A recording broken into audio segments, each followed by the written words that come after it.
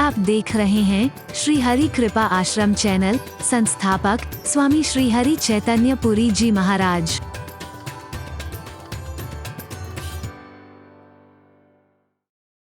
हरि बोल, हरि बोल, हरि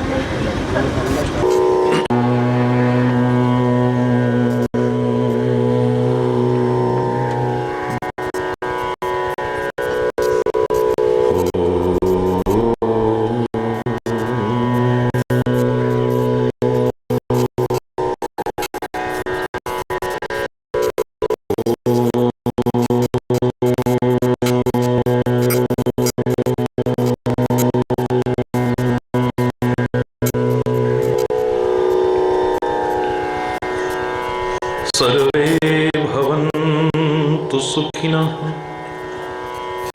सर्वे सन्तु निरामयाः, सर्वे भद्राणि पश्यन्तु,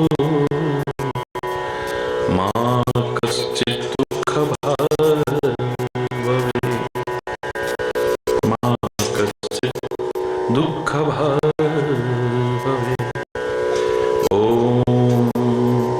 शांति शांति शांति।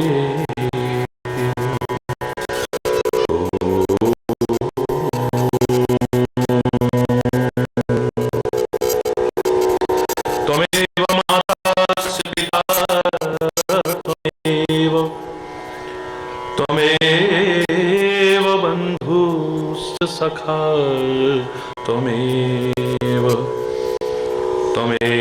विद्या द्रविणं, त्वमेव सर्वं मम देव, त्वमेव सर्वं मम देव देव। ॐ शान्ति शांति शांति।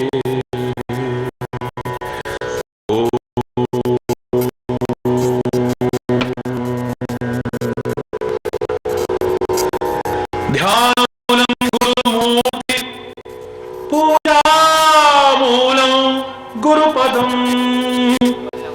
मंत्रमूलं गुरुर्वाक्यं, मोक्षमूलं गुरु कृपा। ओम शांति शांति शांति। ओम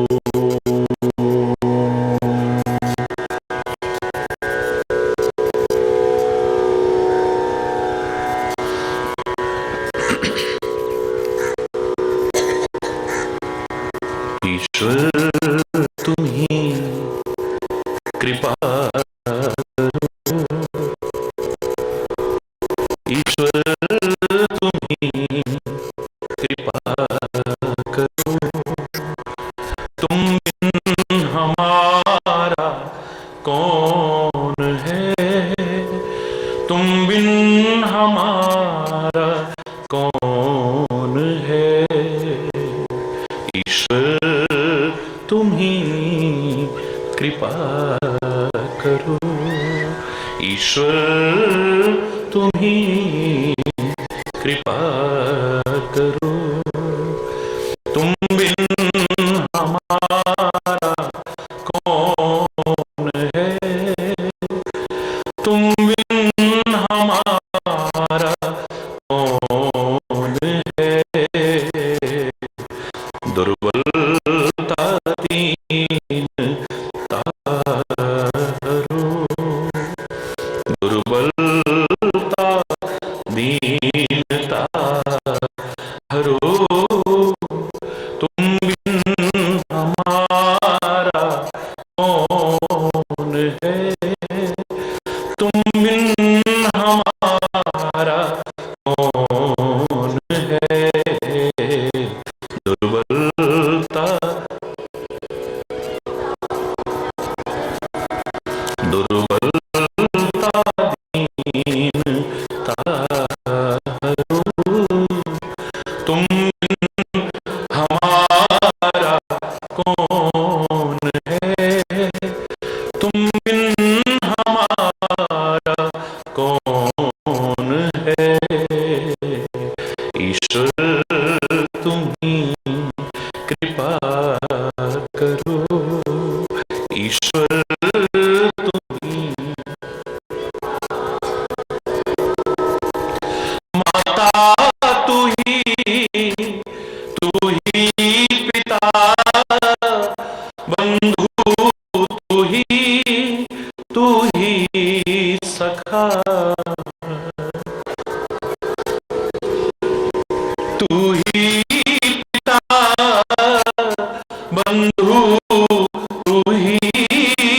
तू ही सखा, केवल तुम्हारा आसरा, केवल तुम्हारा आसरा, तुम बिन हमारा कौन है, तुम बिन हमारा कौन है, ईश्वर तुम ही कृपा करो, ईश्वर तुम ही,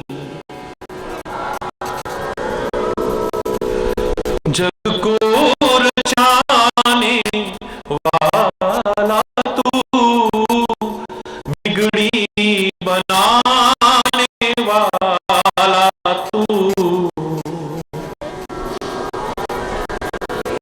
वाला तू, बिगड़ी बनाने वाला तू,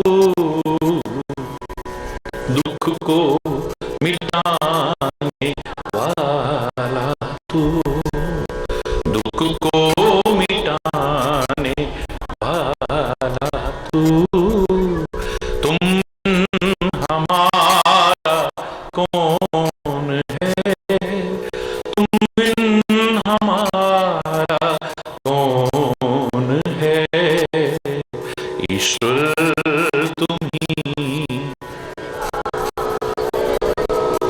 ईश्वर तुम ही,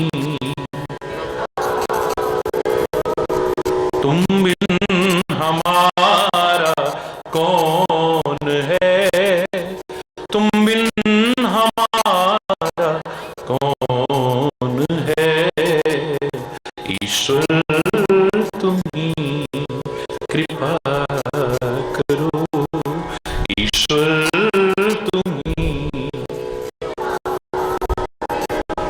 जाए तो जाए हम किधर, तेरी शरण को छोड़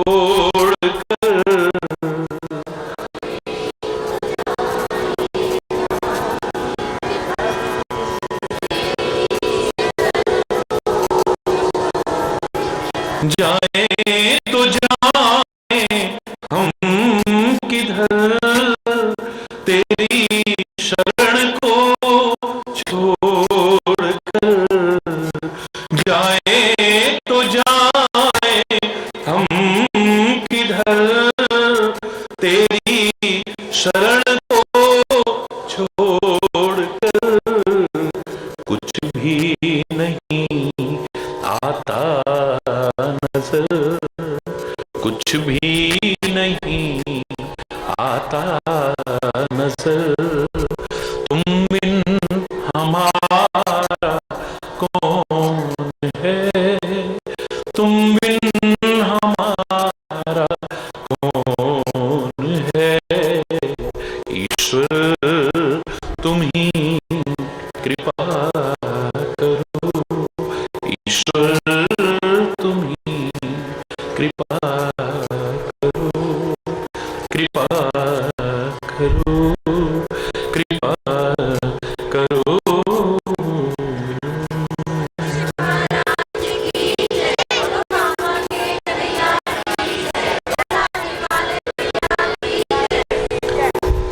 हरि बोल, हरि बोल।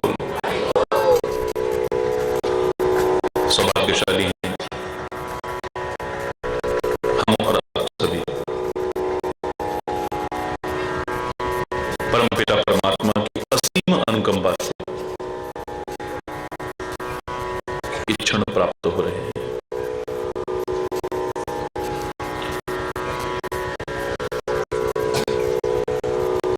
सौभाग्यशाली हैं वो लोग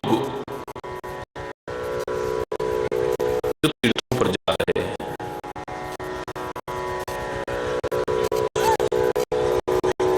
महाकुंभों के स्नान का लाभ उठा रहे हैं।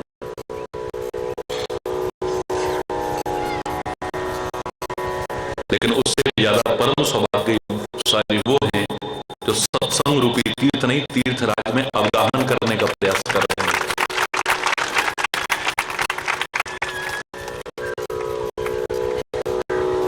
परमात्मा की कृपा से ही ये तीर्थराज में डुबकी लगाने का अवसर मिला है।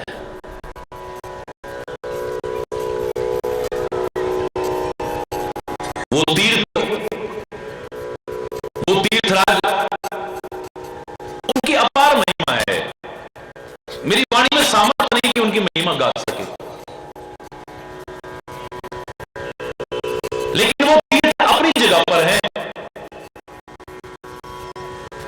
लोग कष्ट उठाएंगे, खर्च करेंगे, वहां पहुंचेंगे, जाकर के स्नान करेंगे, लाभ मिलेगा नहीं मिलेगा, कितना मिलेगा और कब मिलेगा, कोई गारंटी नहीं।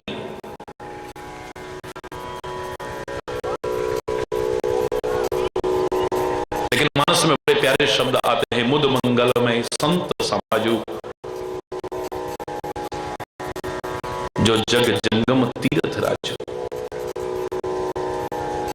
प्रसन्नता देने वाला, मंगल करने वाला संत समाज, चलता फिरता तीर्थराज है, जो स्वयं कृपा करके पहुंचकर हमको स्नान कराने की कोशिश करता है।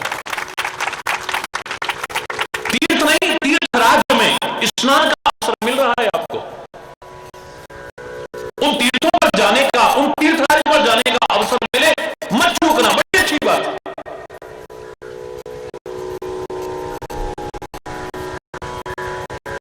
लेकिन घर आए तीर्थराज में स्नान करने से कहीं वंचित मत रह जाना। किसी ने कहा कि उस तीर्थराज में तो गंगा जी हैं, यमुना जी हैं, और अप्रत्यक्ष अदृश्य रूप से सरस्वती बहती है, यहां कौन सी राम भगति जहां सुर सरिधारा,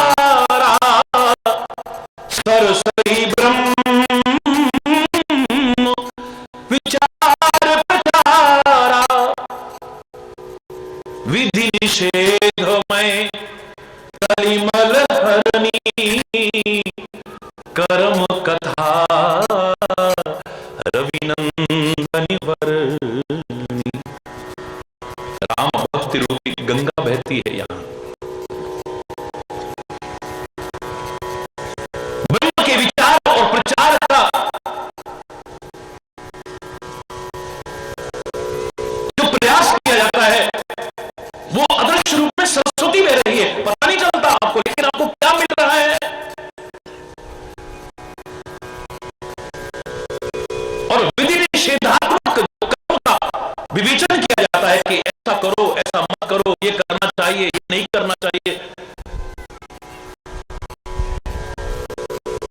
सूर्य तनया यमुना जी बहती है यहां। कर्म भक्ति और ज्ञान की सुंदर त्रिवेणी में एक बार स्नान कर लिया तो तीर्थ नहीं तीर्थराज में स्नान का फल आपको मिल जाए। यहां जो राम भक्ति रूपी गंगा बहती है, यहां जो ब्रह्म के विचार और प्रचार रूपी सरस्वती बहती है, यहां जो विवेक रूपी यानी विधि निषेधात्मक बोध कराने वाली जो यमुना जी बहती है। पहुंचे हो बड़ी अच्छी बात है, लेकिन स्नान ना किया तो फिर वंचित रह जाओ। मैं बोरी ऐसी रही किनारे बैठ, ये न रहे फिर।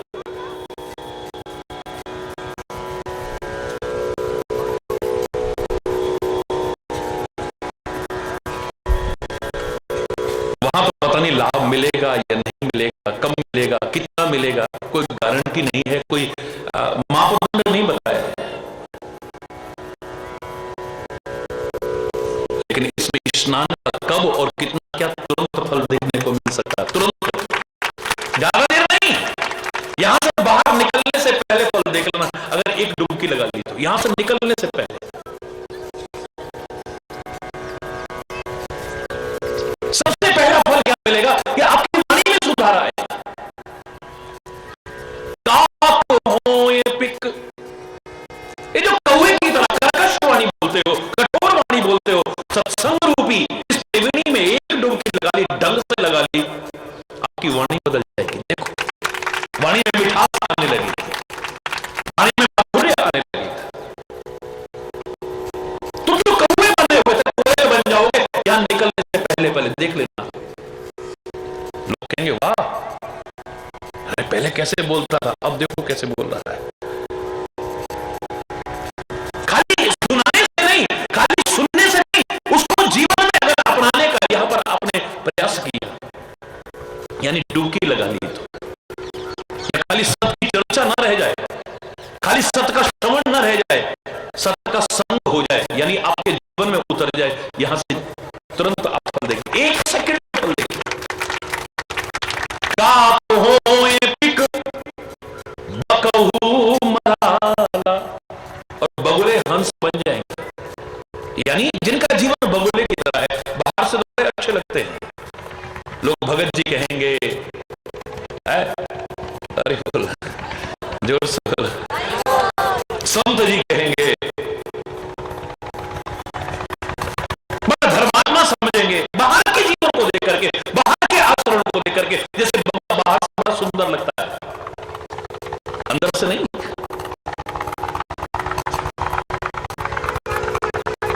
ना उसका भोजन सुंदर है, ना उसका जीवन सुंदर है, वही गंदगी में मुंह मारता है। मौका लगते ही वो ध्यान भी लगाएगा, ध्यान लगाता हुआ भी नजर आएगा बगुला। इतना ध्यान की शास्त्रों ने कहा ध्यान लगाना सीखना है तो बगुले से सीखो। बको ध्यानम, बगुले जैसा ध्यान होना चाहिए तुम्हारा। लेकिन ध्यान लगाना कब तक है, जब तक वो मछली है, मछली अब तुम बगले नहीं रहोगे, हंस बन जाओगे। देखो तुम जीवन को एक बार अगर सत्संग रूपी त्रिवेणी में स्नान कर लिया तो तुम कहां रहते हो फिर इसका महत्व नहीं, किस कुल में पैदा हुए हो इसका महत्व नहीं, तुम कैसे दिखते हो इसका महत्व नहीं।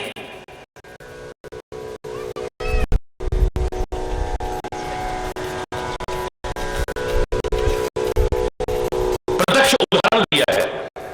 आप डुबकी लगाने की बात कर रहे हो त्रिवेणी में, तुम्हारा जीवन त्रिवेणी बन जाएगा, तुम औरों को पवित्र करने लायक बन सकते हो। तीर्थ में स्नान करना, तीर्थराज में स्नान करना अलग बात, तुम तीर्थराज बन जाओगे। चरण राम तीर्थ चल जाहि, राम बसहु तिनके मन माहि। वाल्मीकि कहते हैं प्रभु जिनके चरण तीर्थों पर चल करके जाते हैं, आप उनके हृदय में निवास करो। तीर्थों में चल के जाए उसके हृदय में भगवान बसेंगे, ये तो अधूरी सी परिभाषा लगती है। इसका अर्थ जो सही सही मेरे विचार से लगता है, जिसके चरण जहां चल के जाए वो तीर्थ बन जाए, उसके हृदय में निवास है। जिनका जीवन इतना अच्छा बन चुका है, वो जहां रहते हैं वो स्थान एक तीर्थ बन जाता है, वो जहां चल के जाते हैं वो स्थान तीर्थ बन जाता है। कबीर जैसा क्रांतिकारी कौन होगा? काश्याम मरणात् मुक्ति, काशी में मरने से मुक्ति होती है, बिल्कुल ठीक है। लेकिन बाकी जगह जो मरे, अगर उनका जीवन अच्छा है, अगर वो भक्ति करते हैं, अगर सज्जनता परिपूर्ण जीवन, तो क्या उनकी मुक्ति नहीं होगी? कबीर कहता है नहीं, मुझे काशी में नहीं मरना है, हरि बोलना। फिर अच्छे जीवन का महत्व क्या हुआ? राम नाम का महत्व क्या हुआ? सत्संग का महत्व क्या हुआ? अच्छे आचरण का महत्व क्या हुआ? मैं वहां जाकर के मरूंगा जहां जाकर के कहते हैं कि मुक्ति होती ही नहीं। जैसे दिन का विलोम क्या है? रात। सुख का विलोम अच्छे का बोलो, साधु का असाधु। ऐसे ही काशी का विलोम क्या है? मग। काशी का विलोम है मगध। मगध में मरने वाले की कभी मुक्ति नहीं होती है, सब पुराण कहते हैं। कबीर ने जानबूझ करके वहां जाकर के प्राण त्यागे, बताइए उसकी मुक्ति हुई हो कि नहीं? मैं तो कहता हूं कोई संदेह की गुंजाइश ही नहीं, क्योंकि संत जहां जाता है, एक अच्छे जीवन वाला व्यक्ति जहां जाता है, अच्छे आचरण वाला व्यक्ति, वही स्थान तीर्थ बन जाता है। आज मगध तीर्थ बन गया है, जिसको विलोम मानते थे काशी का। वो संत महापुरुष जहां रहे वो एक तीर्थ बन गए।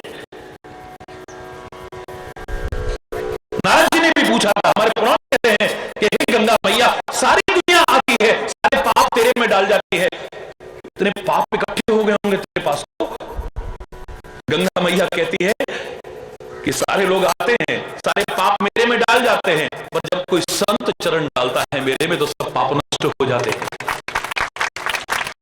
मैं भी पवित्र हो जाती हूं, फिर से और को पवित्र करने लायक हो जाती हूं। तो चरण राम तीर्थ चले जाएं, चरण राम के तीर्थ पर चल करके जाएं, तो आपके हृदय में परमात्मा का निवास, ये तो अधूरा अर्थ हो जाएगा। कितने लोग जा रहे हैं तीर्थ पर? तो करोड़ों करोड़ों चरण उधर जा रहे हैं, लेकिन सब परमात्मा की कृपा के अधिकारी बन पाएंगे? मुझे संदेह है। इन पैरों से चल करके तीर्थ पर जाने मात्र से आपका जीवन का कल्याण हो जाएगा, संदेह की संभावना है। हरि बोल।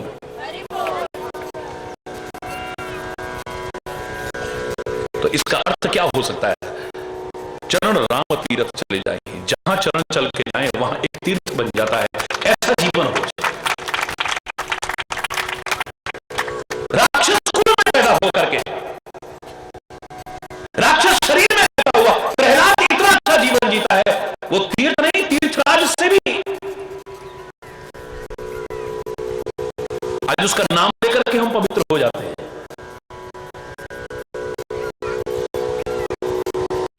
अपने जीवन को ऐसा बना लिया, तो मैं कह रहा हूं वहां भी उसने अपने जीवन को तो पवित्र किया और उसको पवित्र करने लायक बन गया है। रामचरितमानस में अगर आप देखें, सुंदरकांड कभी पढ़ के देखिएगा, एक ऐसे व्यक्तित्व का परिचय मिलता है जिसको लोग राक्षसी कहते थे, जो राक्षस कुल में पैदा हुई है, राक्षसों के बीच रहती है, लोग उसे राक्षसी कहते हैं। राक्षसी, तुलसी ने भी इशारा किया है कि राक्षसी है, लेकिन इसको देख करके लगता है कि हमसे भी श्रेष्ठ जीवन जीती है, हमारा जीवन इससे कहीं बदतर है। इशारा किया है त्रिजटा नाम राक्षसी एका, सुना है कभी? त्रिजटा नाम राक्षसी एका, राम चरण रति निपुण विवेका। लंका में त्रिवेणी बह रही है, लंका में जटा को बेनी भी कहते हैं ना, त्रिवेणी बह रही है, त्रिजटा, जटा बरे बेनी भी कहते हैं। आप कहते हैं ना बेनी गूंथ रहे हैं, जटा बनी हुई है तो बेनी भी कहते हैं। त्रिवेणी बह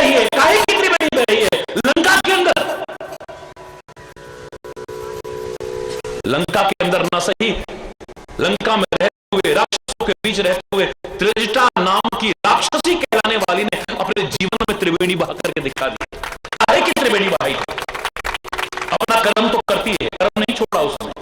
रावण ने जो आज्ञा दी है वो पालन करती है, लेकिन साथ में राम चरण रति, राम के चरणों में प्यार करती है। राम की भक्ति रूपी गंगा बह रही है उसके जीवन में। निपुण विवेका, विवेक में निपुण है, ज्ञान की सरस्वती बह रही है उसके जीवन में,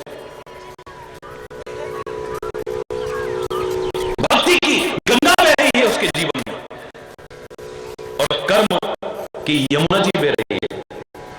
वो त्रिजटा कहला रही है, बाकी उसने अपने जीवन को त्रिवेणी बना करके दिखा दिया है, तीर्थराज प्रयाग बना करके दिखा दिया है। ये कोई अतिशयोक्ति नहीं, ये अपनी तरफ से बना करके कही हुई बात नहीं, प्रामाणिक है कि तुम चाहो तो तीर्थ की अपनी महिमा है, बड़ी अच्छी बात, तीर्थ स्नान की अपनी महिमा है, बड़ी अच्छी बात है, लेकिन तुम चाहो तो तीर्थ पर जाना तो दूर, तीर्थ में स्नान करना तो दूर, अपने जीवन को तीर्थराज बना करके परम पवित्र कर सकते हो, और औरों को भी पवित्र करने लायक बन सकते, औरों को पवित्र करने लायक बन सकते, तुम चाहो तो।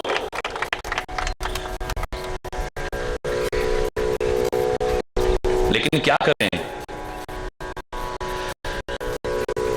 तुम पवित्र तो क्या, पवित्र तो क्या, ये तो सही भी नहीं रह पाया जीवन।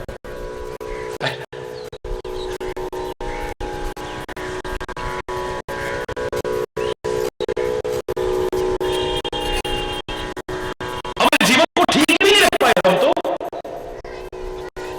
ऐसी ऐसी गलतियां करते हैं, ऐसी ऐसी गलतियां करते हैं, फिर रोते हैं, पछताते हैं, दुखी होते हैं, बिलखते हैं, बेचैन रहते हैं, छटपटाते हैं।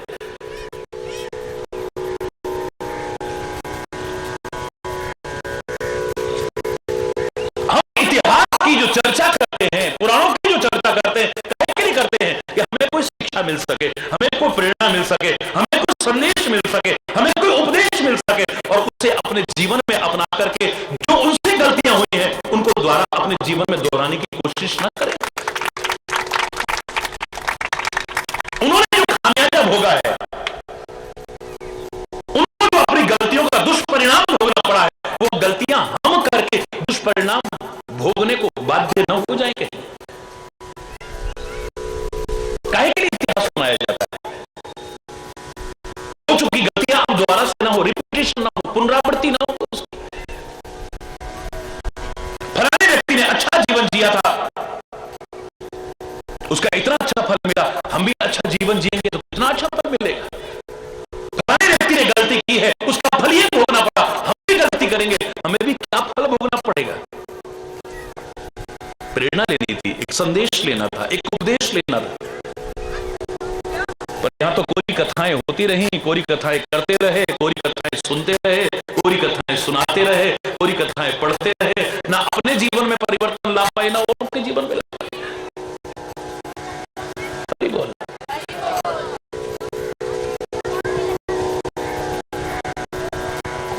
वही इतिहास बार बार अपने आप को दोहराने की कोशिश कर रहा है। क्यों?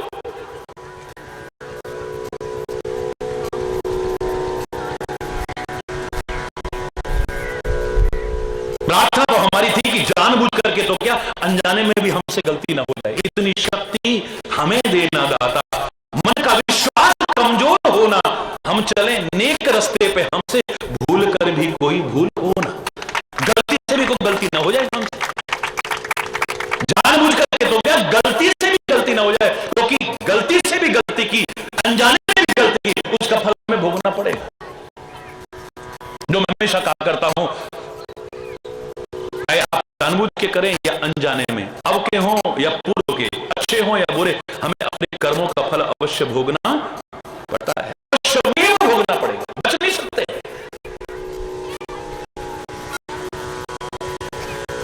हमने कोई जानबूझ के गलती नहीं की, अनजाने में हो गई, उसका फल क्यों भोगना पड़ेगा हमें? प्रश्न होता है, जहर अनजाने में पिए तभी मरेंगे कि नहीं मरेंगे? बोलो, जानबूझ के थोड़ी पिया था, अनजाने में पी गए। आग में हाथ हमने जलेगा कि नहीं?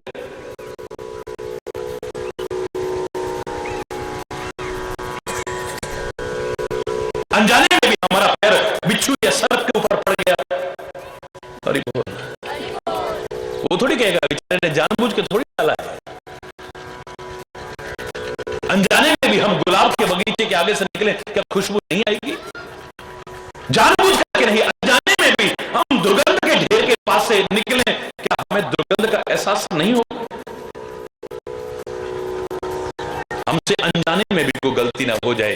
प्रार्थना हमारी ये थी, पर हम तो जानबूझ के गलतियां कर रहे हैं। बोलो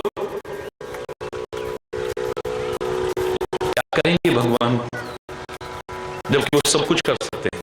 क्या करेंगे फिर सदगुरु जबकि वो सब कुछ कर सकते हैं? अरे बोला क्या करेंगे फिर महापुरुष जबकि वो सब कुछ कर सकते हैं?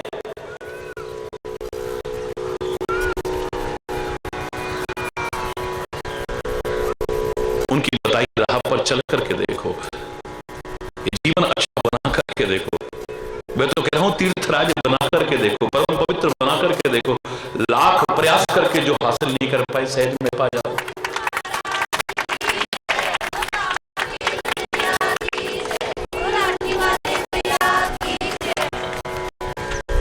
यार एक बार मेरा जो लोग सुनते हैं टेलीविजन पर भी, अब तो यहां भी जगह जगह आने लग गया, उसके सारा विश्व सुनता है, 20 करोड़ से ज्यादा लोग सुनते हैं। तो एक बार पूरा प्रवचन इसी पर चला था कि भूल कर भी ना हो हमसे भूलें। बोलो भूल कर भी ना हो हमसे भूलें। परमात्मा और सदगुरु का मार्गदर्शन यदि ना भूलें तो जीवन में फले फूले। जीवन में फलने फूलने का आधार क्या है?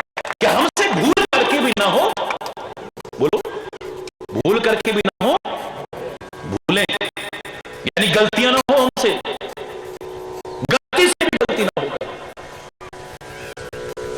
भूल करके भी यदि ना हो हमसे भूलें, परमात्मा को और सदगुरु के मार्गदर्शन को यदि ना भूलें तो जीवन में फले फूले। बिल्कुल निश्चित। फिर मैं चाहे कहूं ना कहूं कि सुखी बसे संसार सब, दुखिया रहे न कोई, यह अभिलाषा है प्रभु मेरी पूर्ण हो। मैं प्रार्थना करूं ना करूं, आप करो ना करो, ऋषि मुनि करे ना करे, आप सुखी रहोगे, दावे से कह रहा हूं। वरना हम लाख करते रहे फिर भी आप सब सुखी नहीं हो पाए। सदियों से प्रार्थना हो रही है, सर्वे भवन्तु सुखिनः, सर्वे सन्तु निरामयाः, सर्वे भद्राणि पश्यन्तु मा कश्चित् दुःख भाग् भवेत्। वेदों ने प्रार्थना की, उपनिषदों ने प्रार्थना की, पुराणों ने प्रार्थना की, ऋषि मुनियों ने प्रार्थना की, संतों महापुरुषों ने की, तब की, आज कर रहे हैं, पर आगे भी करते रहे, पर सर्वे भवन्तु सुखिनः क्या हो पाया? सब सुखी हो पाए? मेरे से कोई कथा नहीं होती है, मैं साफ साफ कह रहा हूं आपसे। क्या सब सुखी हुए? बोलो नहीं। सर्वे सन्तु निरामयाः, सब निरोगी हो जाए, किसी को कोई रोग न रहे। क्या हुआ ऐसा? सर्वे भद्राणि पश्यन्तु, सब अच्छे अच्छे दिखाई दें, बुरे नहीं दिखाई दे रहे यहां से।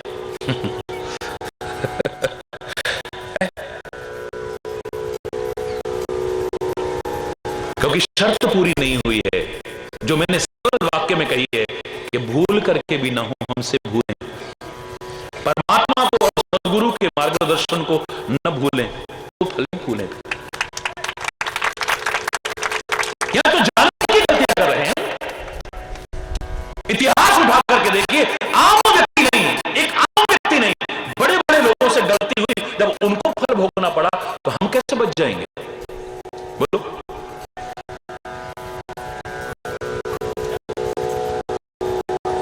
बड़े बड़े लोगों से, छोटे मोटों की बात नहीं कर रहा। भगवान परशुराम की मां रेणुका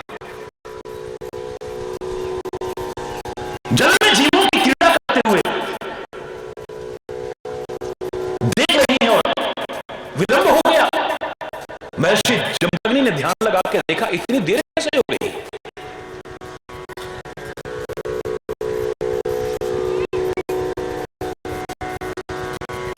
अभी तक पहुंची क्यों नहीं?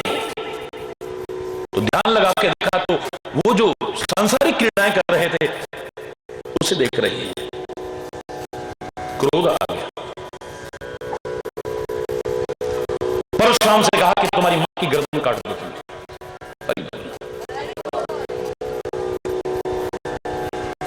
आपके पिताजी कहें ऐसा मत करना कभी, क्योंकि परशुराम तो परमात्मा के स्वरूप हैं। जमदग्नि भी कोई साधारण व्यक्तित्व नहीं है। जीवन लेने का अधिकार उसी को हो सकता है जो किसी को जीवन देने की भी सामर्थ्य रखता हो। ऐसी आज्ञा मत मानना। लेकिन मेरा कहने का भाव है, जब भगवान परशुराम की मां ने जरा सी आंखों से गलती की, उसका यह फल भोगना पड़ा, तुम करोगे तो क्या होगा? मैं जो कहना चाहता हूं, मैं आम व्यक्ति की बात नहीं कर रहा हूं।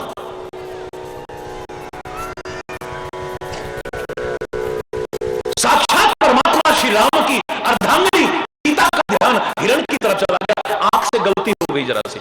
राम सामने बैठे हैं और ध्यान जा रहा है उस हिरण की तरफ।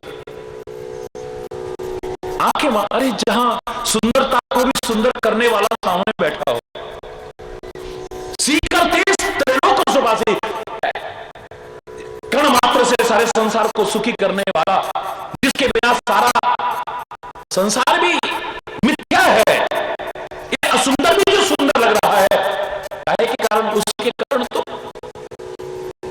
वो सामने बैठा है और ध्यान कहां जा रहा है? हिरण पर। ये आंखों से जरा सी गलती हुई और ये आंखें धोखा दे जाती हैं, याद रखना।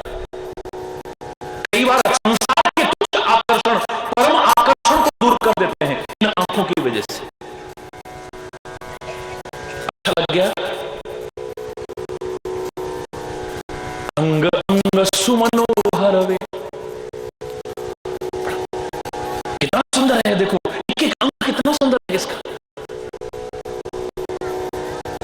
सत्य संद प्रभु वध करे, आन चरम कहत वेदे। आपका संधान तो सत्य है, प्रभु का भी चूकता नहीं है, अचूक है, अमोघ है। हे परमात्मा, इसका वध करके इसकी खाल मेरे में लाओ ना। अवध नरेश से वध करने को कह रही है। अवध का तात्पर्य यहां कभी वध न होता हो किसी के। अवध नरेश से क्या कर रही है? सत्य संद प्रभु वध कर ही, इसका वध करके लाओ। हिंसा का भाव मन में आ गया।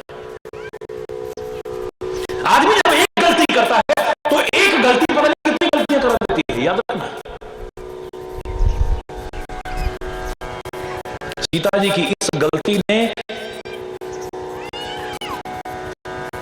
राम से दूर कर दिया। और मैं हमेशा जो कहा करता हूं, याद करिए, परमात्मा कहते हैं ऐ संसार के जीव, सीता जी तो परमात्मा का स्वरूप है, उनको माध्यम बना के कहते हैं कि ऐ संसार के जीव, अगर मुझे छोड़ करके तो संसार के वस्तु पदार्थ चाहता है ना, तो नकली सोने की खाल तो क्या, मैं तेरे को सोने की लंका में भी पहुंचा दूं, पर मेरे से दूर रहेगा कि तू सुखी नहीं हो सकता है। सीता जैसे दुखी हुई है, ऐसे ही तू भी दुखी हो, याद रखना। कितनी दुखी थी, निमिष निमिष करुणानिधि जाहि कल्प समबीत। हनुमान जी कहते हैं एक एक पलक झपकने का समय कल्प के समान व्यतीत हो रहा है, और इतना सा समय जब इतना काटे नहीं कटता है, यानी आदमी दुखी है, बहुत दुखी है। सुख और आनंद की घड़ियां जाते नहीं पता चलती हैं, और दुख का वक्त काटे नहीं कटता है, याद रखना। सुख और आनंद का समय इतना सा लगता है, और दुख और संकट की घड़ियां इतनी सी भी इतनी बड़ी लगती हैं। कितने कष्ट में होगी, कितने आंख से जरा सी गलती हुई, जगत जननी माता सीता को जब इतना कष्ट उठाना पड़ा, हम इन आंखों से गलतियां करेंगे तो क्या भोगना पड़ेगा, सोचो। पर इंसान कौन है जो गलती दोबारा ना करे? मां जगत जननी सीता हमको सिखा रही है, अपने आप को माध्यम बना करके, याद रखना। हालांकि वो तो उनका खाली एक स्वरूप है, छाया है उनकी। वास्तविक सीता तो अग्नि में प्रवेश कर गई, एक अलग विषय है। लेकिन मैं तो सामान्य व्यक्ति के अपनाने लायक संदेश इन महापुरुषों के माध्यम से दे रहा हूं। एक बार गलती हुई ना आंखों से, तो सीता ने उसके बाद आंख उठा के देखा कभी? पूरी रामायण के अंदर कहीं नहीं कि सीता ने आंख उठा के यूं देखा होगा। अब सीता की आंखें कैसे रहती हैं मालूम है? जिंदगी भर बताओ कैसे रहती हैं? निज पद नयन दिए, बोलो, निज पद नयन मन राम पद कमल लीन, मन राम पद कमल लीन, निज पद नयन दिए। सुंदरकांड में देखिए सीता जी कैसे रहती है। आंखें तो अपने नेत्रों चरणों की तरफ रहती हैं, यानी अपने चरण की तरफ आंखें रहने का तात्पर्य नीचे रहती हैं, अब ऊपर नहीं उठती। एक बार गलती हुई तो ये फल भोगना पड़ा, दोबारा गलती होगी तो पता नहीं क्या भोगना पड़ा। निज पद नयन दिए मन राम पद कमल लीन। मन को राम के चरणों में रखा है, लेकिन आंखों को अपने चरणों में रखा है। आंख से जरा सी गलती, आंख से जरा सी गलती हुई, उसका ये फल भोगना पड़ा। हम करेंगे तो हमारी क्या हालत होगी जब ऐसों के साथ ऐसा हुआ। कान से जरा सी गलती हुई थी, जरा सी गलती, वो भी जानबूझ के नहीं, अनजाने में गलती हुई थी। महाराज दशरथ जंगल में शिकार खेल रहे हैं, कान में आवाज आई कुछ, ऐसा लग रहा कि हिरण जल पी रहा है, कोई जीव जल पी रहा है। शब्द भेदी वाण छोड़ दिया, जाकर के निकला, उसके बदन में लगा तो आवाज आई। ये पशु की आवाज नहीं है, ये तो किसी मानव की आवाज है। वहां गए हैं तो जाकर के तड़पते हुए श्रवण कुमार को देखा है, मरते मरते भी प्रार्थना करता है कि महाराज आप व्यर्थ की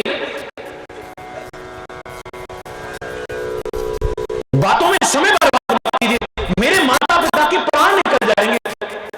प्यासे प्यासे ही, वो बहुत प्यासे हैं, जल के लिए तरस रहे हैं, मैं उनके लिए पानी लेने आया था। आप ऐसा करिए कि जल का लोटा लेकर के वहां पहुंचिए और उनको पहले जल पिलाइए। नहीं, मुझसे बड़ी गलती हुई है। बोले इसमें समय बर्बाद मत करिए, मेरे प्राण तो गए सो गए, मेरे माता पिता के प्राण भी चले जाएंगे, आप तुरंत उनके प्राणों को बचाइए, जाइए। गए, मैं कथा नहीं सुना रहा पूरी, बहुत रोचक ढंग से भी लोग सुनाते हैं, मैं कथावाचक नहीं हूं, मैं कोई कथा नहीं सुना रहा हूं, अंतिम बता रहा हूं कि आखिर में यह कहते हुए कि तुम श्रवण कुमार नहीं हो, बोलो बेटा पहले बोलो। और भेद खुला है तो यही कहा था, जैसे अपने बेटे की याद में तड़प तड़प के हमने प्राण छोड़े हैं ना, एक वो दिन आएगा दशरथ तू भी अपनी औलाद को याद करके तड़पते तड़पते प्राण को त्यागे। जानबूझ की गलती नहीं की महाराज दशरथ ने, एक कान से जरा सी भूल हुई, बोलो, वो भी अनजाने में हुई। हम भी क्या करते हैं, कान से कुछ सुनते हैं और हमारे शब्द भेदी वाण चालू हो जाते हैं तुरंत। किसी ने कान में कुछ कहा और हम तीर चलाना शुरू कर देते हैं, अच्छा उसने ऐसा कहा, उसने ऐसा, वो ऐसा, फलाना ऐसा। कान में आवाज आते ही हमारे भी तीर चलने शुरू हो जाते हैं। क्यों?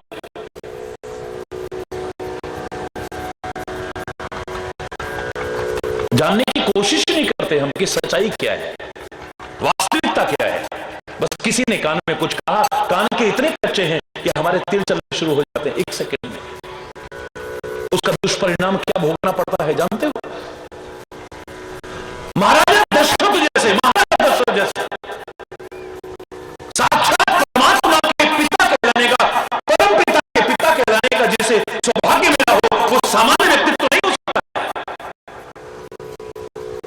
जगत पिता जिसे पिता कहता हो। हरि बोल। उस महाराजा दशरथ से अनजाने में कान से गलती हुई, उनको ये फल भोगना पड़ा।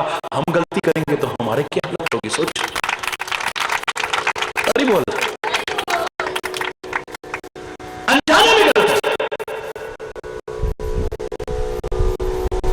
वाणी से जरा सा एक तीर छूटा था, ऊपर खड़े हुए नजर गई, क्या दिखती है कि धोखा खा करके दुर्योधन गिर पड़ा उस तिलिस्मी महल में, जहां पानी की जगह जमीन नजर आती थी और जमीन की जगह पानी नजर आता था।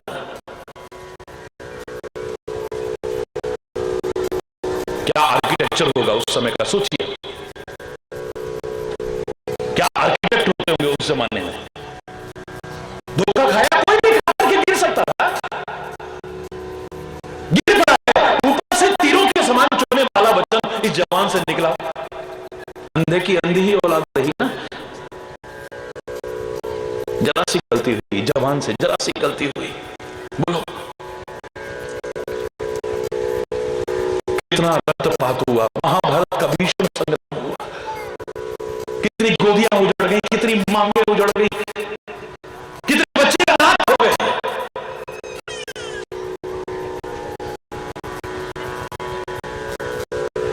कितने निर्दोषों का रक्त बहा, काहे का दुष्परिणाम। जवान से बस जरा सी गलती हुई, जरा सी गलती हुई,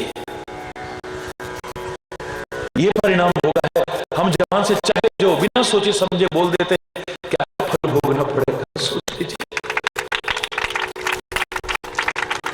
मैं आपको बता दूं, गलती कभी छोटी नहीं होती है। हम कई बार, ये कोई बहुत बड़ी गलती थोड़ी है, कभी खुशी का मौका होता है तो 2 घूंट लगा लेते हैं, कभी जरा मूड खराब होता है तो लगा लेते हैं। अरे जिंदगी इसी में चल रही है, कभी खुशी कभी गम। अरे बोल। इतना इतना करते करते करते करते एक दिन शराबी बन जाओगे, अपने शरीर को बर्बाद कर दोगे, अपने पैसे को बर्बाद कर दोगे, अपनी इज्जत को बर्बाद कर दोगे, अपने घर को बर्बाद कर दोगे, सब कुछ बर्बाद करके रख दो। छोटी सी गलती एक दिन बड़ी गलती बनती है। कुछ चीजें छोटी बड़ी नहीं होती। लोगों को कभी छोटा मत समझना। सिरदर्दी ही तो है। 10 दिन हो गए, 15 दिन हो गए, महीना हो गया, 1.5 महीना, आखिर इतनी गोलियां खाते ठीक क्यों नहीं हो रहा है। लापरवाही मत करो।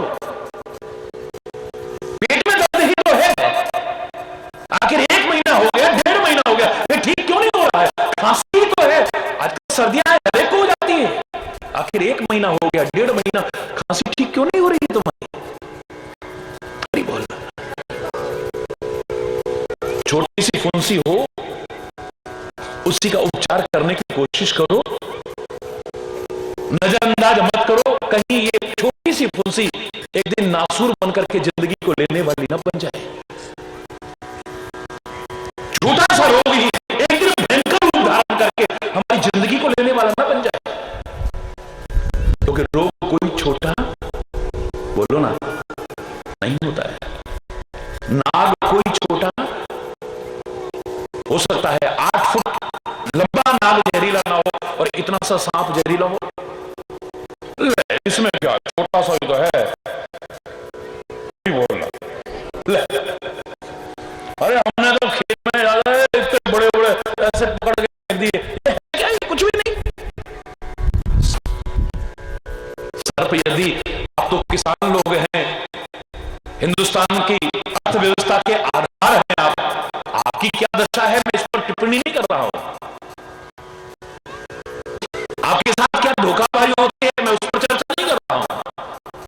लेकिन आप लोग तो सर्प को अपना दुश्मन नहीं मानते हो। किसान का तो दोस्त है वो। अगर वो ना हो तो कितने चूहे तो हमारी खेती को आधी से ज्यादा चौपट नहीं कर जाएंगे। अरे बोल। और वैज्ञानिक भी मानते हैं कि 80% नाग जहरीले नहीं होते। आदमी डर की वजह से मरता है, सबके काटने पर नहीं। और अगर हम इसके दुश्मन होते तो हम नाग पंचमी पर इसकी पूजा न करते। भारतीय संस्कृति ने इसे दुश्मन माना ही नहीं है, किसी भी जीव की हत्या का विधान नहीं किया है। लेकिन मैं कह रहा हूं कि सर्प को कभी छोटा हो सकता है, इतना सा सर्प भी जहरीला हो।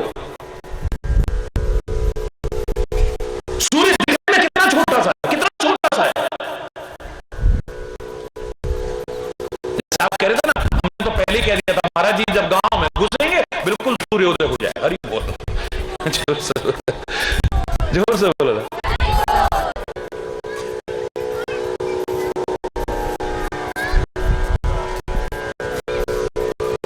और देखा हूं लोगों उसी टाइम दर्शन हुए, बिल्कुल कितना सा दिख रहा था, कितना सा।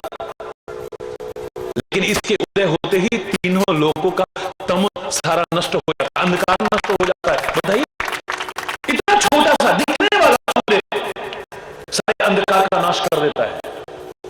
उसकी एक किरण भी आ जाए सारे अंधकार का नाश कर देती है।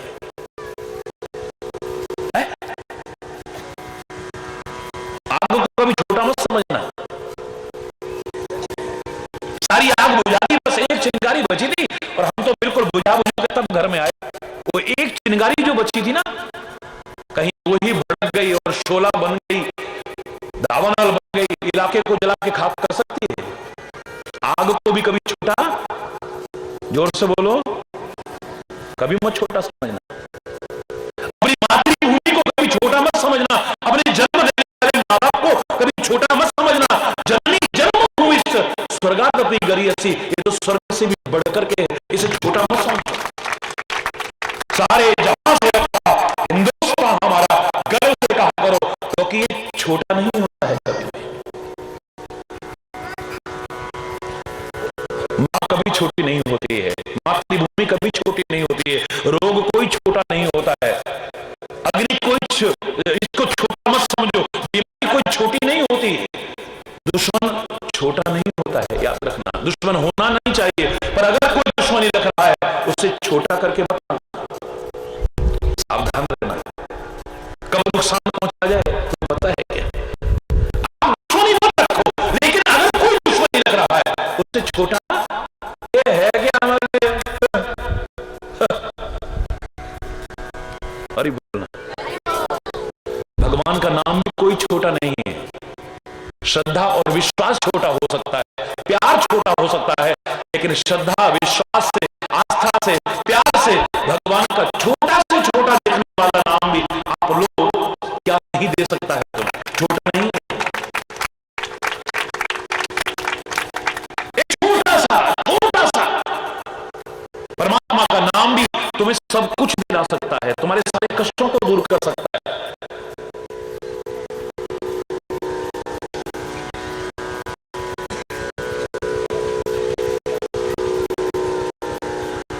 बिल्कुल ऐसे ही गलतियों को भी छोटा मत समझना कभी। कुछ लंबे उदाहरण दे सकता हूं, लेकिन मैं ज्यादा उसमें नहीं पढ़ रहा हूं, मैं तो चर्चा कर रहा हूं। जीवन को तीर्थराज बनाना है, पर गलतियां करते हुए तो नहीं हो पाएंगे। गलतियों को भी छोटा मत समझना। एक छोटी सी गलती एक को बहुत बड़ी गलती थोड़ी ना है। छोटी सी गलती ही एक दिन बड़ी गलती बनती है, याद रखना। छोटी छोटी गलतियां ही एक दिन बड़ी गलतियां बनती हैं और हमको बर्बाद करके रख देती हैं। जब ऐसों की गलतियां क्षमा नहीं हुई, उनको फल भोगना पड़ा, हम गलतियां करेंगे तो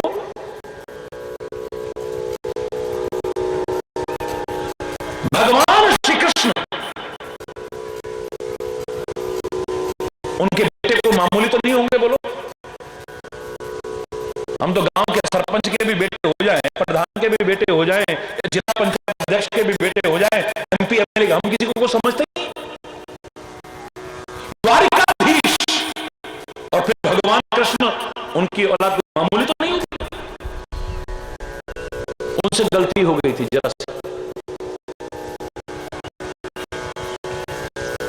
जामवंती का पुत्र साम अपने सब भाई बहनों के साथ, भाइयों के साथ में, नवयुवकों के साथ में, राजकुमारों के साथ में भ्रमण करने निकला हुआ। जवानी ऐसा, सुंदरता, इसको झेलना हर एक के बस की बात नहीं है। अरे बोलना, जोर से बोलो, अकड़ आ जाती है। अकड़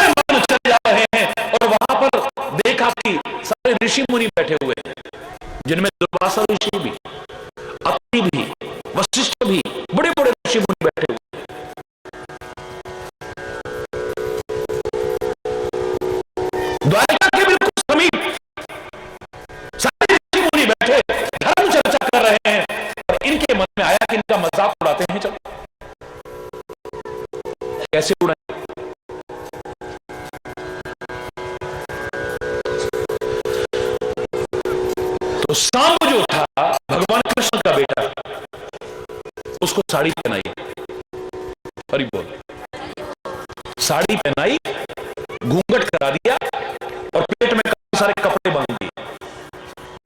बोले सब कहते हैं बड़े त्रिज्ञ हैं, सर्वज्ञ हैं, सब कुछ जानने वाले, अंतर्यामी हैं ऋषि मुनि।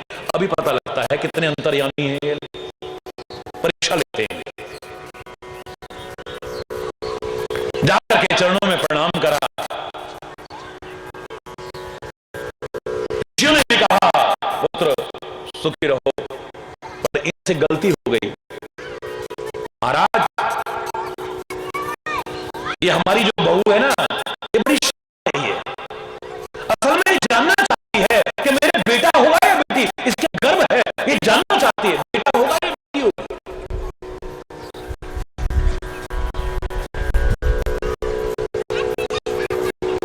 ऋषियों ने ध्यान लगा के देखा तो क्या देखा, ओहो हो, ये तो राजकुमार गर्भ के नशे में चूर है, ये तो ऋषि मुनियों की पिता का उपहास कर रहे हैं, मजाक उड़ा रहे हैं।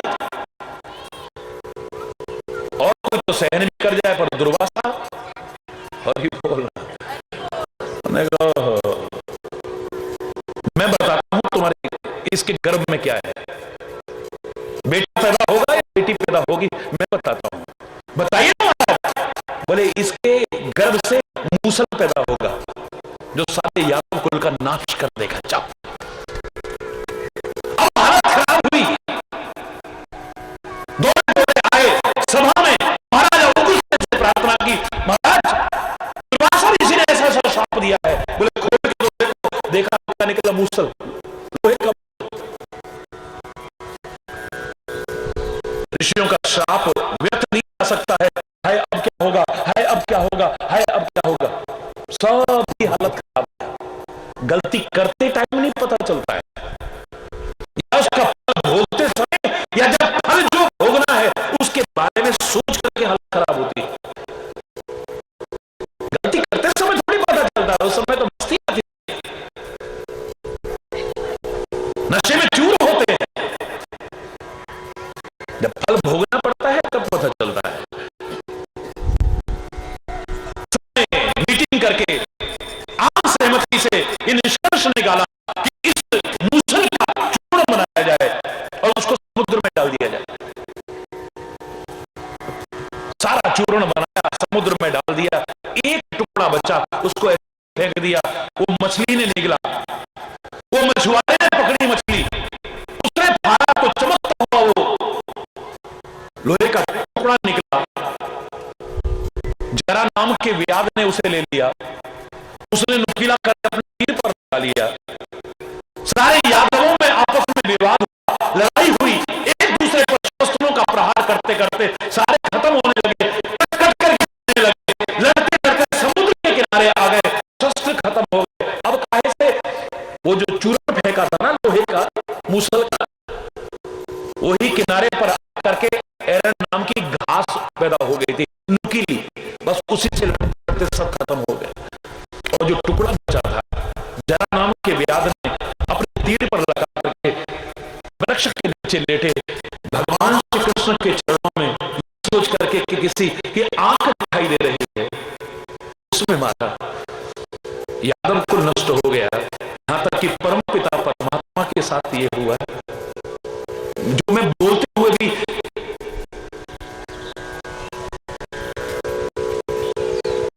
हिम्मत नहीं कर पाऊंगा, जो बोलने की, भगवान कृष्ण के पैरों में वही तीर लगा। और इस लोक की लीला समाप्त हुई। हरि बोल, जोर से बोल। भगवान कृष्ण और उनके परिवार के एक व्यक्ति की गलती का इतना बड़ा खामियाजा भोगना पड़ा, गलती करेंगे तो हमारे साथ क्या होगा। अंदर प्रवेश किया, जाकर के देखा वो ध्यानमग्न है, आवाज लगाई, शिवर हमें बहुत प्यास लगी है, हमें चाहिए। वो ध्यानमग्न थे, सुनाई नहीं दिया है। उन्हें लगा कि ये हमारा स्वागत नहीं कर रहे हैं, हमारा सत्कार नहीं कर रहे हैं। मरा हुआ सांप पड़ा था, उसी को उठा करके गले में डाल दिया है।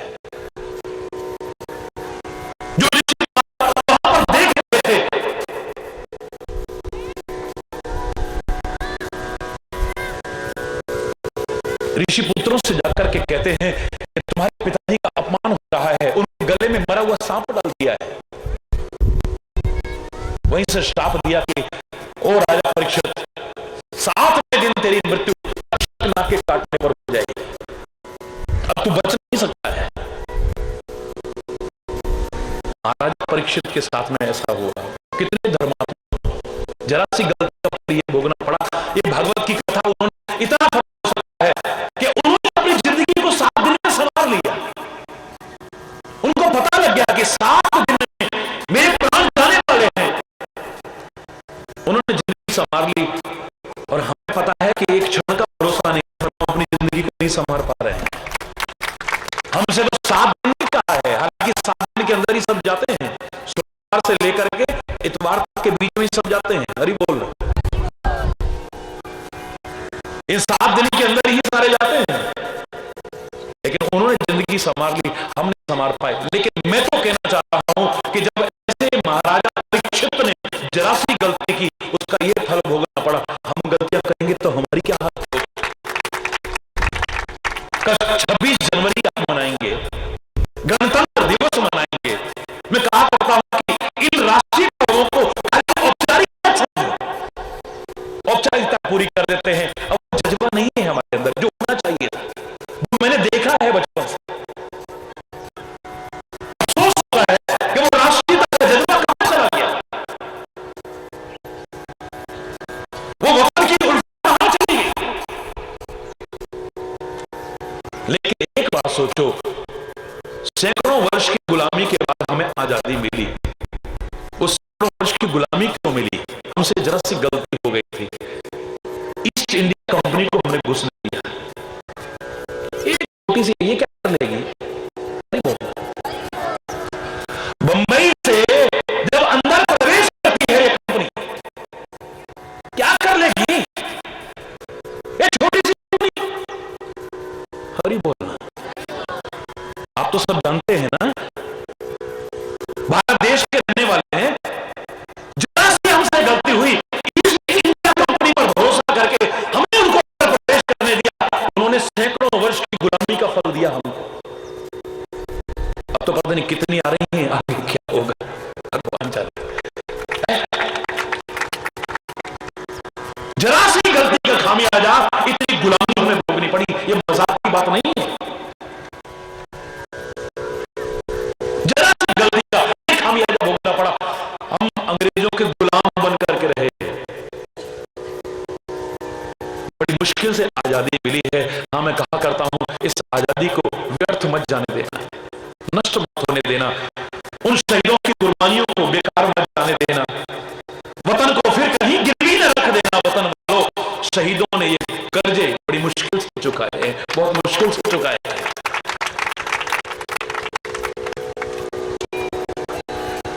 लोगों में गलतियां हुई। अंग्रेजों ने राज्य करने के लिए एक बड़ा सुंदर सा फॉर्मूला अपनाया कि डिवाइड एंड रूल, बांटो और राज करो। लोग बट गए और वो सैकड़ों साल हम पर राज करके चले गए। क्या अब लोग बांटने की कोशिश नहीं कर रहे? क्या अब हमें तोड़ने की कोशिश नहीं कर रहे? कोई जाति के नाम पर बांटता है, कोई प्रांत के नाम पर बांटता है, कोई भाषा के नाम पर बांटता है। क्या आज ये साजिश नहीं हो रही?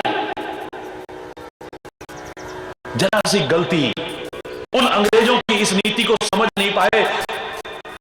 हमने इतनी गुलामी सहन की और अब अगर हम ना समझे, लोगों ने भड़काया और हम भड़क गए।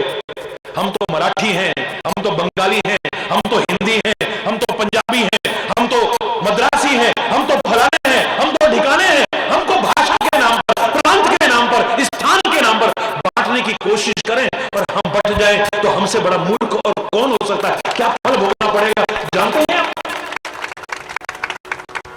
लोग बांट रहे हैं काहे के लिए? अपनी सीटें हासिल करने के लिए, अपनी कुर्सियां हासिल करने के लिए। और हम इतने मूर्ख हैं, उनकी बातों में आ जाते हैं। अरे बोलना। आप बताइए, मैं कोई राजनेता नहीं हूं, ना मेरा राजनीति से कोई इन्वॉल्वमेंट है, ना मैं किसी दल में, ना किसी दलदल में। अरे बोल, मेरे बारे में सब जानते हैं।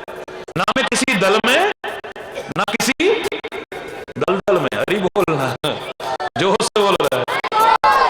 लेकिन क्या होता है, अभी चुनाव चालू हुए, अच्छा इस इलाके में चौहान बहुत है, भाई चौहान खड़ा करो, अरे बोल।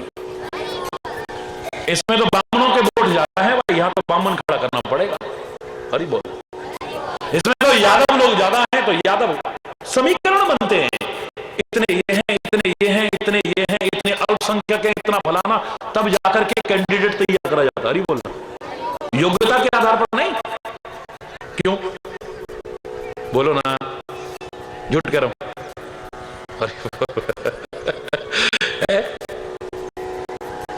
लोग बांट रहे हैं और बट रहे हैं।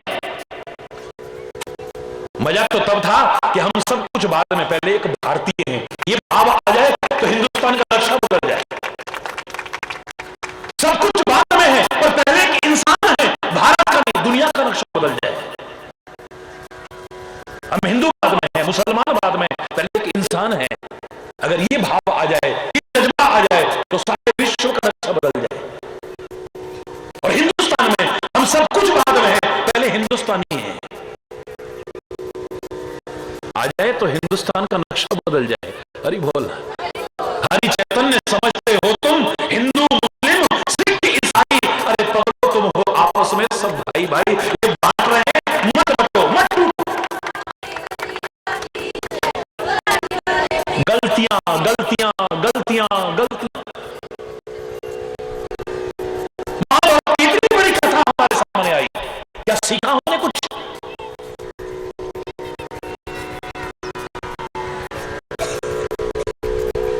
कितने बड़े राजा का सारा राज्य नष्ट हो गया, कितना बड़ा राज्य। जो धर्मराज समझे जाते थे, उनसे अधर्मिक कार्य हो गया, अपनी पत्नी तक को दांव पर लगा दिया, सारा राज्य पाट गया, यहां की पत्नी तक को दांव पर, औरत को दांव पे लगा दिया। बताइए